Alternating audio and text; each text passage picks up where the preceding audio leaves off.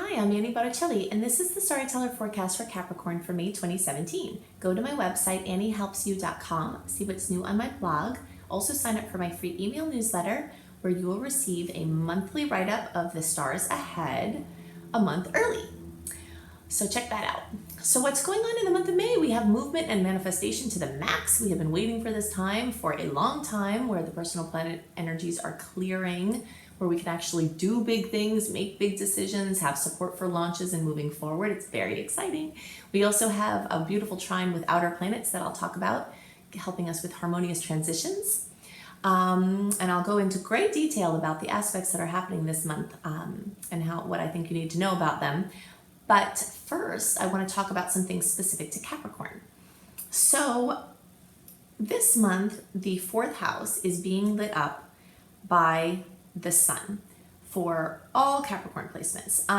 The earlier degree placements, you're just going to have this at the beginning of the month, and then it's going to move on to the fifth house, which I'll get into in a second. But all of you at some point will be experiencing the sun lighting up your fourth house. So the fourth house has to do with home and family. So real estate investments, your own home, your family of upbringing, your current family, people that feel like family, anything related to even construction, businesses that have to do with the home or homes in general. That's where the light is. So you could, and even psychological work, psychologists, people working with children and families. This is the energy that's being lit up. So when the sun moves into any area, it's like this giant spotlight. So I always use the example, if you bring a giant spotlight into the attic, you are going to get grossed out because you're going to see some things that really need tending to. So you might see some things with your home and family or houses that need tending to that maybe you were not as aware of. But that's okay, because you see the problem and you can take care of it. But you also can find lost things or things you didn't even know you had, valuable things, new things, fun things, with that extra light. It's just this light that shows the truth of things. So it's an excellent time for inner work. I'm a huge fan of inner work. Inner work is where we own that we're a microcosm of the outer reality. So everything that happens within us is happening outside of us, and that we're projecting our experience externally from our internal space. So if you're having trouble outside, we always try to fix it outside. But I'm a huge believer in doing that work inside so that you shift the things internally that you want to see outside. Mahatma Gandhi called this being the change you want to see in the world, and being the change that you want to see in your life.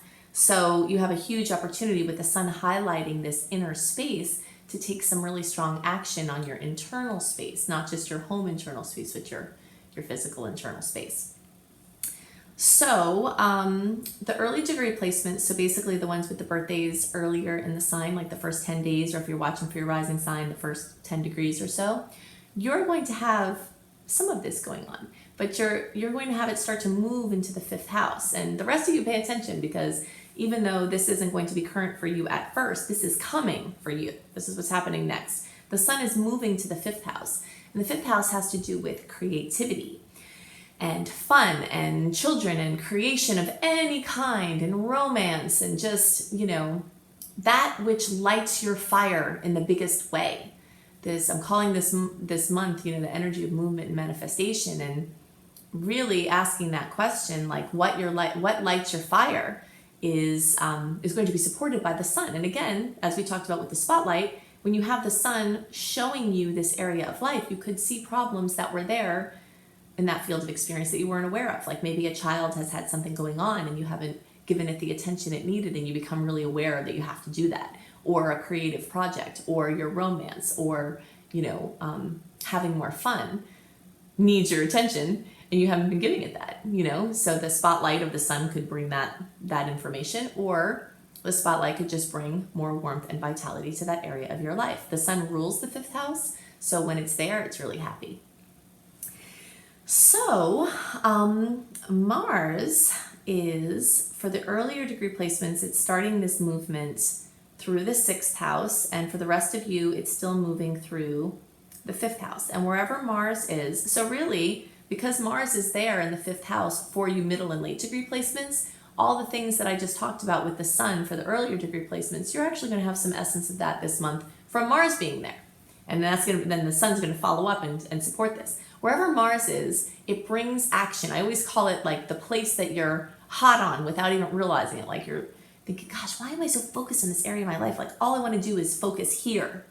And it's usually where Mars is. So Mars brings your attention, your energy to things. So the early degree placements, again, earlier parts of the birthday, first 10 days or the first 10 degrees of the sign, you have Mars lighting up your house of health, your house of pets, your house of yoga and discipline and your daily experience, your house of work, like what you do when you go to work, or if you're self-employed, your work schedule.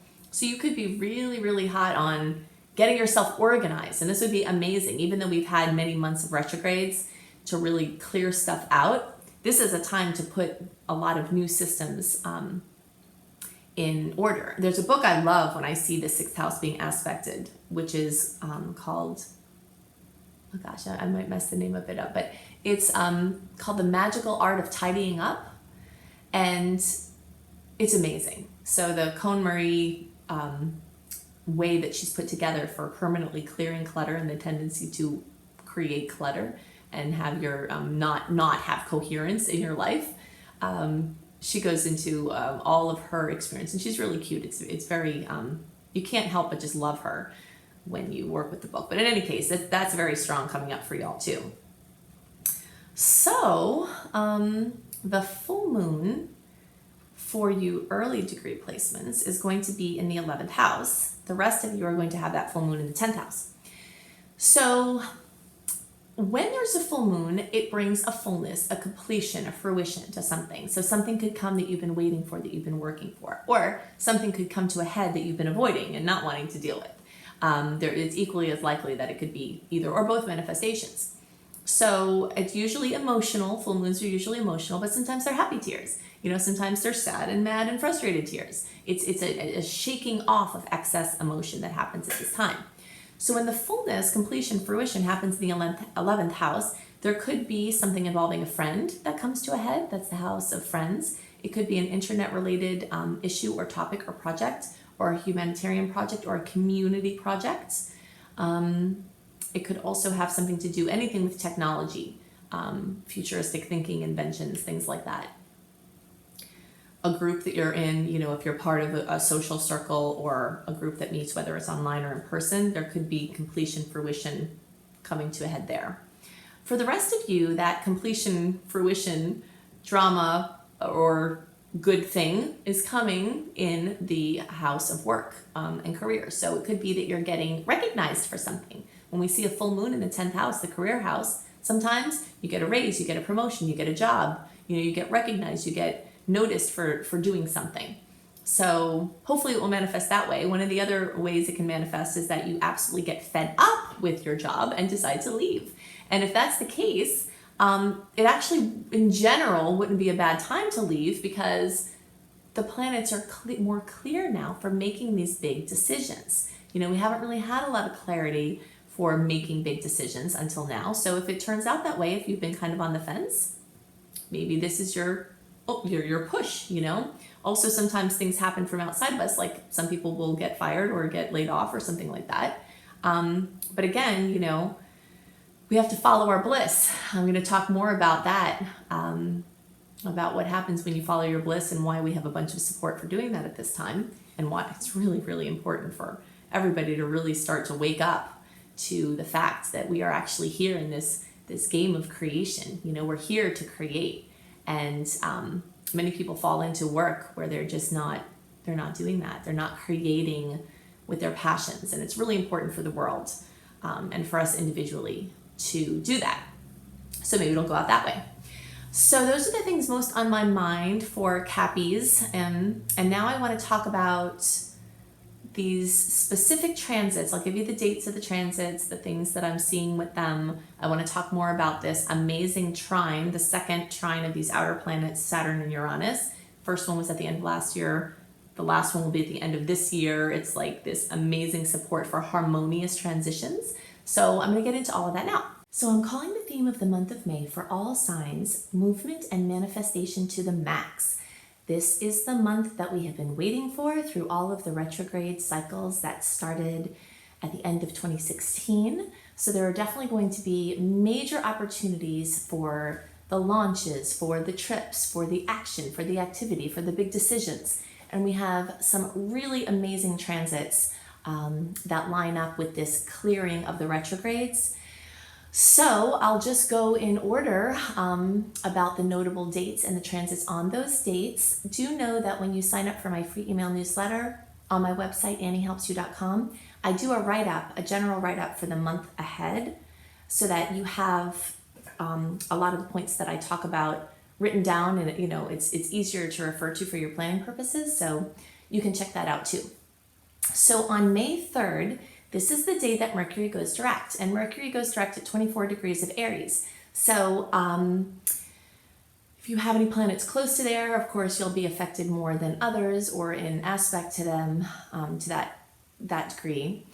But everyone will likely experience more chaos around the days that Mercury goes direct. So it would be a false idea to think, oh, today Mercury is direct, now today or tomorrow I will go and do all these things and make all these decisions and try to get all this stuff done.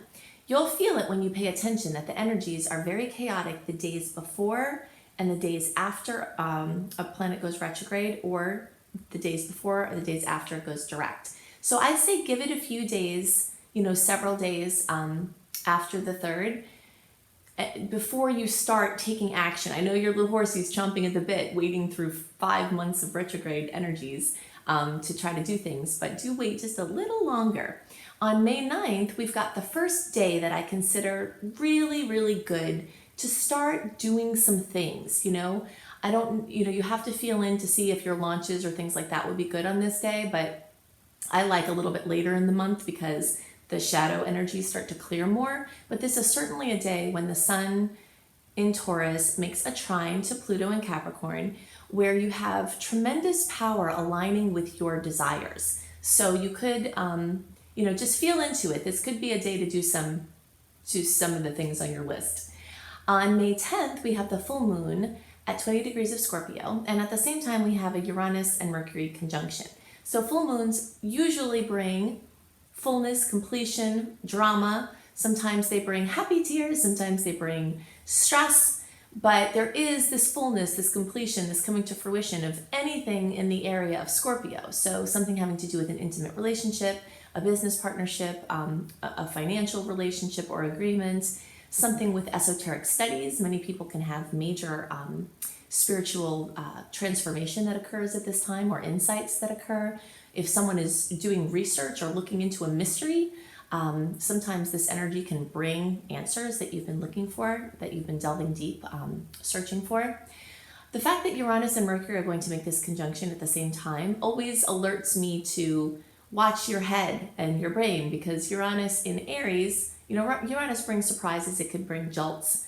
Mercury is like your movement, and it just always behooves us to guard your head, especially during this time, especially since the full moon is bringing excess of drama and emotions. And sometimes, everybody knows that people get a little more crazy at the full moon, right? Even people that don't believe in astrology know that that's true. So I like to leave a little space around the full moons so that whatever comes up, you can be fully present for them. So that's May 10th, the full moon in Scorpio. On May 11th, we have a square with Mars in Gemini to Neptune in Pisces. And so how I see this energy coming together as a potential is information overload, action overload, things to do, just kind of energy and movement combining with chaos and confusion, so this might be a day to step back. I always like to remind you that even though I give you the dates of the transits, sometimes we feel the energy of the planets coming together on the days before or the days after the actual transit. So you really need to feel in with your intuition if a day is good for something. Just because we say today is a good day in the cosmos, if you're having a bad day that day and things are not flowing for you, maybe you don't want to align with trying to make a big decision or do something on that day just because it happens to be a quote good transit. You know, sometimes you'll feel the good energy days before, you know, so if you're feeling it, everything is aligning. You don't have to necessarily wait for the exact day the transit happens. If it's a positive transit, you can take advantage of that energy when you feel it beforehand as well. So I just wanted to point that out. So, so this Mars in Gemini and Neptune in Pisces aspect could bring some action and information overload. So just kind of draw back a little bit. That is the other thing to know about this month. Although there are definitely energetic clearings going on, you know, the planets are going direct that were retrograde, the shadows, or at least Mercury is, you know, the Venus retrograde shadow transit is going to be over this month. We'll talk about that later. Mercury retrograde transit or shadow will be over later. There's this clearing out going, kind of opening up some room for action and things to happen. But it's you know, this energy is interspersed with these little challenging moments. So you really just have to feel your way through to see which is a good time to do what and to take best advantage of the good energy when you're feeling it. Okay, so also on May 11th, Mercury in Aries is going to make a trine to Saturn and Sag. And so this energy is really good for good news and forward movement, especially on long-term projects. You know, so the fact that it's so close to the full moon and this other aspect with Mars and Neptune, you know, you just have to feel your way through. Feel when you're feeling that good energy flowing, then jump on that and take your actions at that time. On the 14th, the nodes, I started talking about the North and South node in transit last month in the April report. The North node in transit shows us keys to our highest expression. And right now, on May 14th, the nodes change to the polarity of Leo and Aquarius. And so when the North node is transiting in Leo, it's pointing for all of us to have more energy towards following our bliss. That's what Leo energy is about, is living in this constant manifestation of these true desires. You know, a true desire is not necessarily a chocolate cake. You know, or a purse or something like that. You know, the true desires, the ones that spirit wants for us, you know, aligns for us. And who knows, maybe a purse or a chocolate cake could be part of that if it's part of something bigger for somebody. I have no judgment on the desires. You know, we just have to be careful that addictions don't cloud the way of true desires that spirit wants for us, you know. So when we really, really, really want something, it's usually because spirit really, really wants that for us. And when we align our energies with where spirit is directing us, we become an unstoppable force for manifestation. So with the transiting node moving into Leo, we're all going to have years of support for following our bliss. It reminds me of the quote by Joseph Campbell. If you haven't studied his work, he's amazing. He basically, this is, you know, loosely, he talks about how when you follow your bliss, doors open that weren't there before. You know, not even doors necessarily that were closed, just like doors open from places where there just weren't any doors. When you follow your bliss, you align with that energy, you supercharge yourself for manifestation. So this is really good news for me for assisting everyone in following that bliss, because the universe is really supporting this at this time.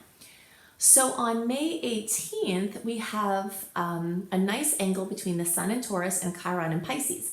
Chiron is an asteroid, it's the wounded healer. And it talks about how our weak spots can actually be our greatest strengths.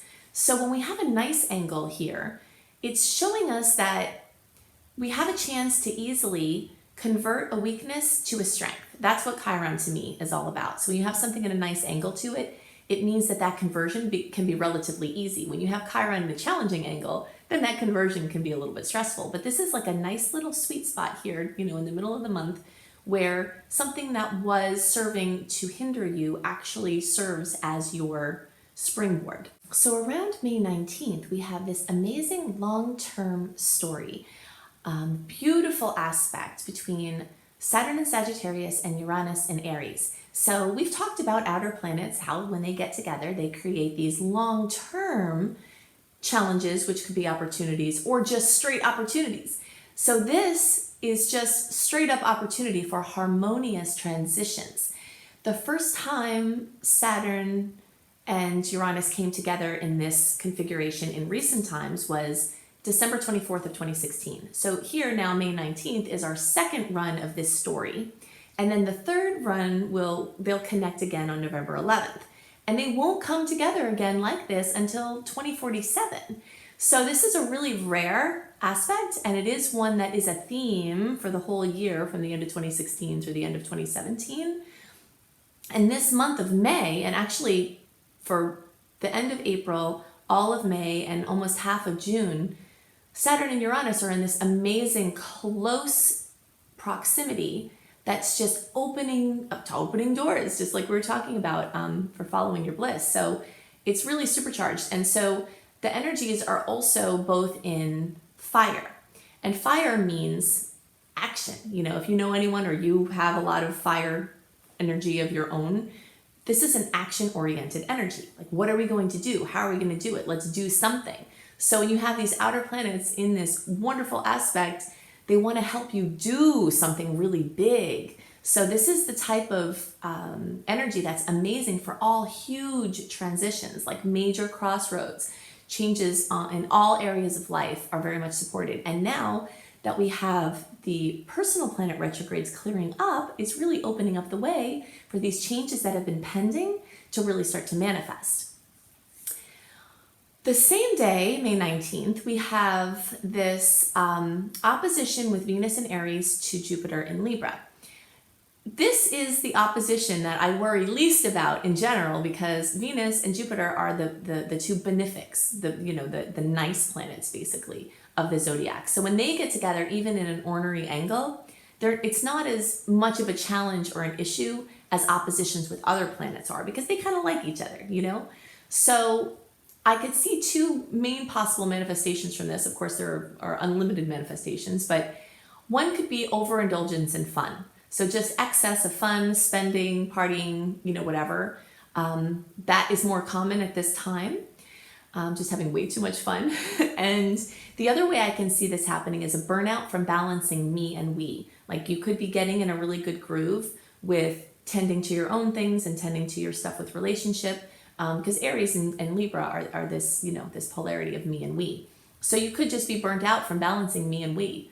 And that could be how it manifests. And this same day, on May 19th, is when the Venus shadow period from the retrograde passes completely. So ever since April 15th, when Venus went direct, we've been in this shadow period where, even though it was moving forward, it was kind of still getting back to full strength. So now on this day, it's back at full strength, and we're not going to have to work with this for, a long time, till the end of 2018, as far as the Venus retrograde goes. On May 21st, the Mercury shadow clears. So in that time between, the first few days after Mercury goes direct, so May 3rd, after that, I'm saying like May 9th is a good time to start, pushing some things forward. From May 9th until the 21st, you're still having a little bit of shadow stuff to deal with, but it doesn't mean you can't get some stuff done. But now, as of the 21st, you have this completely open period from personal planets retrograde or their shadow periods until July 24th. So make the most of your taking action, doing things, going places, making decisions, moving forward. Then on May 25th, we have the new moon at almost 5 degrees of Gemini. New moons always bring new opportunities, and the more you make your wishes in alignment with the energy of the sign, the more the universe can help them come true. So you get 10 new moon wishes. You can check out my blog called Making Powerful New Moon in Gemini Wishes, or you can just go to anniehelpsyou.com, click on blog, and then put a search for New Moon in Gemini, and you'll find it. So you can see the types of things that are Gemini related that you can wish for that help to push your wishes even further. That new moon is also squaring Pluto. So there could be some challenges with people, authority figures, or unknown pieces, or some sort of forces that seem to be working against you. This is one of those examples this month, as I was saying, there's like all these energies moving forward, but they're like little hindrances, little obstacles in the way. So if you're feeling a little bit of a pushback, then just honor the flow and just wait until you're feeling the flow move forward again, instead of pushing against it. On May 28th through the 29th, Mars in Gemini is going to be opposing Saturn in Sagittarius. So this could be another one of those hiccups in progress where, Saturn, this taskmaster, comes in and opposes Mars, this planet that wants to move forward and take action. It's like a little bit of, hey, you have to do something with your responsibility here, or here's a little piece you didn't keep up with that you have to take care of before you can continue spiraling forward. And it is very much a spiraling energy because the energy of Gemini moves in an upward spiral. So you'll notice this month is just full of, even though we have energy in Taurus as well, which is more grounded, there's more of a predominant energy in like the Aries and Gemini, which is like making everything spin, busyness, lots of information, lots of talking, lots of thinking, lots of doing, lots of going places. So then on May 30th, Mars in Gemini will make a nice angle to Uranus, and this is a really great day to put a brilliant plan in action. Uranus rules taking chances, taking risks, doing something forward thinking, and Mars again rules action. So when they come together in a nice angle, this gives really good support for taking a brilliant idea and putting it into action. On the 31st, Mercury in Taurus will make a lovely trine with Pluto in Capricorn. So this is like grounded action fueled by emotional or lesser seen support. Pluto is stuff in the backdrop. It could be spiritual, mystical stuff. It could be, a person or an entity with money that is supporting you. But it's something that is positively expressing or positively supporting your expression at this time. So these are the things that are most on my mind. Again, the theme this month is movement and manifestation to the max. I hope that this helps you to take more advantage of the opportunities that will be at play this month. If you haven't already signed up for my free email newsletter, then definitely do that on my website, anniehelpsyou.com, because you get the write-up of the month that's coming. I always send that out a month early, just like I do the horoscopes a month early, so that you can prepare. And some people need to see things more than just hear them, and that written report will give you information in a visual way. Also, I might have some slots still open in my Creating Successful Online Business if you'd like to be free from your geography. I'm not yet enrolling for my Astrology Apprenticeship Program and my Coach Certification course, but it's coming soon when I will be. So if you think you might be interested in those courses, they do fill up quickly. You can go to my website and click on anniehelpsyou.com, click on Work With Me, and send me an email through where it says this class is full and in progress. If you send me an email through there, I'll put you on the list to have first chance at open slots when they come, if you're really interested in working with me. So I hope you have a wonderful month, and I'll see you next month. Bye.